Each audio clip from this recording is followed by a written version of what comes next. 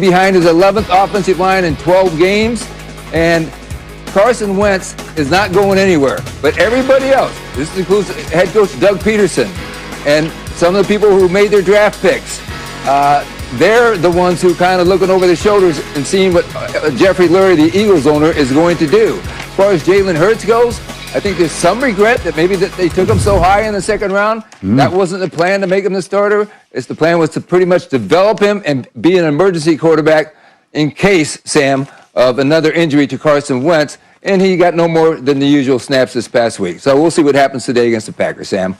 Yeah, good to know more. Teddy, you just heard Mort say that Carson Wentz isn't going anywhere. We all know about his contract. This is a guy that there was MVP talk about him not too long ago, how quickly things change in this league. At what point do you think it's time to pull him? I think the point's now. I mean, why does Carson Wentz get a free pass? I mean, we've talked about him for weeks now in terms of the turnovers, the play in a league where completion percentages are setting records. I mean, Carson Wentz is one of the worst there. Even when there's a clean pocket, Carson Wentz has one of the worst QBRs there. He turns the football over. And now you tell me, Doug Peterson, as a coach, that you want to do what's best for the team to win football games. If I'm not doing my job as a linebacker, as a receiver, or anybody else, somebody else is coming in. So this team, I believe, needs a shot in the arm. And Jalen Hurts, he needs to start because I'm sort of tired of Carson Wentz getting a free pass. It's time for a change. As bad as the NFC East is, they still have a shot. They need a shot in the arm offensively, though. Jalen Hurts needs to play. Yeah, I hear what you're saying. I strongly disagree. I mean, Carson Wentz is playing terrible football. I get it. You mentioned the turnovers, sacks. He's number one in sacks also, completion percentage, all those fumbles, all those things are really bad. There's more and more. He's got to be the solution. He's got to be the solution. What I don't see out of Carson right now is rhythm, timing, accuracy, which was a staple of that offense. He's got to get back to fundamentals, throwing on time, being accurate, those kinds of things. And it's Doug Peterson's job and company to get it fixed. I just don't think you turn the page. Well, I don't think it gets, the coaching that it doesn't necessarily get better just because you throw Jalen Hurts. But the coaching that he's obviously getting, he's not responding to. He's not responding. He needs something up here. He needs mentally, like, listen, man, if you're not going to do it, then you get out. Because he needs some type of reset button. Something mentally, maybe sometimes you need to see someone else in your job right there starting, and all of a sudden it's like it wakes you up. That's the type of change I feel Carson Wentz needs. Like, go ahead. Like Randy. A guy like Jalen Hurts, I was about to say, what does a head coach like Doug Peterson, how does he bring the best out of a guy like Carson Wentz? Take some of his reps away, Brew, like you were talking to. I don't know if Jalen Hurts is ready to start for the Philadelphia Eagles, but I really do think that Doug Peterson needs to up his reps at the quarterback position because they've tried different ways and walked down different avenues of trying to bring the best out in their quarterback. Like you said, if somebody else is in that position, filling that void, then that might be able to bring the best out in him. But I really do think that they do need to bring Jalen Hurts' reps up a little bit more. Well, I'm looking at this. Like, guys, I personally don't think Jalen Hurts has the NFL skill set. I don't. I've said that. But Carson Wentz, I don't disagree. We know he's struggling like crazy. You heard Mort talk about this 11th, O-line group. Yep. Like, come on, that's tough. But the thing is, Brew, you mentioned it. Usually we are in total agreement of quarterback situations here. I think the move needs to be made by Doug Peterson. Run the football on first down. The last 3 games, they've averaged 6 yards per carry on first down. I think that's a pretty good solution right there. Like, take it out. When your quarterback's struggling, look, I've had a few. When they're struggling, what do? Let's run the football, give them some easier throws, move the pocket a little bit for them, and present things like that. Here's a guy that was, Sam, you mentioned it. He was the leader for good reason in MVP considerations 3 years ago.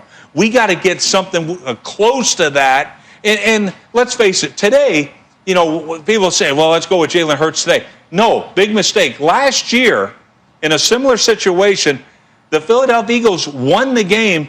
It was 34-27. Carson Wentz threw for 3 touchdowns. We got to see that guy. And one way to do that is run the football first, give them some downs off, and then let's see what we got. I agree with you with running the football. I agree with you that probably Jalen Hurts isn't ready. I just think this kid needs a wake-up call. And how do you give a quarterback a wake-up call mentally? Because I think Carson Wentz, all he thinks is, oh, if I play bad, I just have to deal with the pressure from the Philly media and everyone, and I can handle that. I'm mentally tough to handle that. No, you need to have pressure from the team and from the coaches to give you a wake-up call that if you're not playing good, man, we're going to get you out of there. That's all I want. You're Carson saying Wentz there needs to have. be consequences for the interceptions. Yes, I do.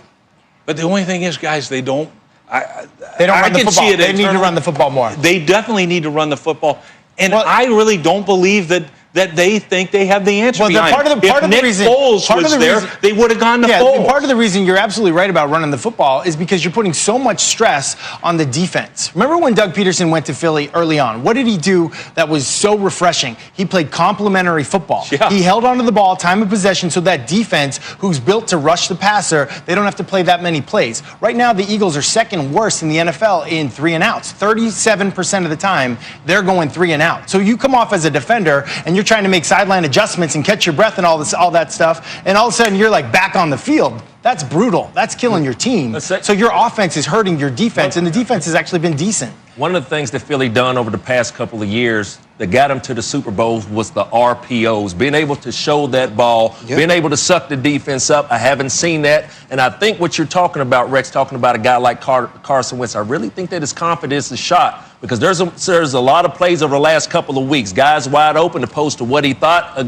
opposed to what he sees. So I think his confidence is shot, but I do agree that Doug Peterson needs to try to find a way to bring the best out of his quarterback. He should get a bit of a boost when it comes to confidence today because he gets his old friend Zach Ertz back, who's been out since week 6. That's got to help Best against friend. the Packers. But it's getting tough from here on out. And they've got the Saints next week and the Cardinals after that. We're going to have more on this game later in the show. But for now, let's get what you're most excited to see across the league today. Rex, we'll start with you. I want to see 2 great football teams. When I look at 8-3, dang good football teams, the best rushing teams in the National Football League. A little ground and pound. I love it. They understand it. It's why they're 8-3. Derrick Henry is the man, the baddest dude in the National Football League. So how the heck can Cleveland match him? Well, they're going to match him not with one guy. This is Nick Chubb. He's explosive, but they also have Kareem Hunt. And that 1-2 punch actually leads the National Football League in rushing, and they got good play from the quarterback, but it's these rushers that make the difference. Who runs the ball best today? That's who's going to win this game. Can't wait to see that one, Rex. I'm taking mine to Arizona. Man, my eyes are on Jared Goff. Who shows up today for the LA Rams? Jared Goffel? Man, Jared Goff. Speaking of Jared Goff, 32nd in the National Football League against pressure. Do you think Vance Joseph, for the defensive coordinator for Arizona, is not sending pressure his way? But this is where the LA Rams need Jared Goff. 3rd in QBR outside the pocket. Hey, Sean McVay, hey, I'm not a genius, but one thing I will tell you, man, get Jared Goff out the pocket today. It's a big game going down in Arizona. Can't wait to see it. Well, awful is one word you don't